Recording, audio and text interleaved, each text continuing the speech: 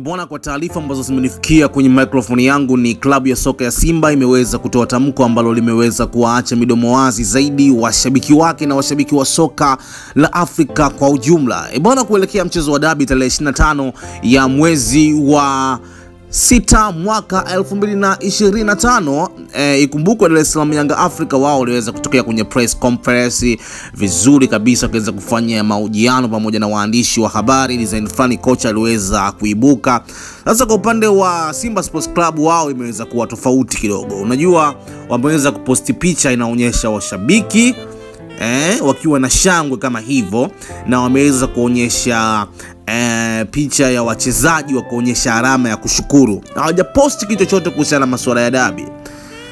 Bwana, ukimya huu umezua sintofahamu kubwa zaidi, na ikumbukwe wameweza kuandika ujumbe huu ambao nitakusomea kiukamilifu zaidi. Wameweza kusema: kwa wanasimba wote, asanteni kwa ushirikiano ambao mmetupatia tangu msimu 2024-2025 ulipoanza hadi pale ulipotamatika. Tunajivunia kuwa na mashabiki kama nyie. Vile wakaandika this is Simba, alama ya kunyosha mikono kama ku appreciate, lakini vile wakaendelea kwa kusema kama nguvu ni moja.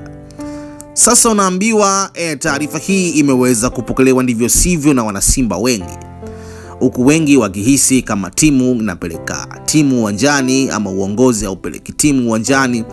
Lakini imekuwa ni posti ambayo imeweza kupata comment nyingi zaidi, ambapo nikiangalia hapa watu takribani 15,000 waliweza kucomment na wengine waliweza kulike, lakini like na zenyewe zilikuwa kama 15,877, huku watu wengi wakisema bwana, tupeleke tu timu liwalo na liwe, tumwamini Mungu hivyo na hivyo.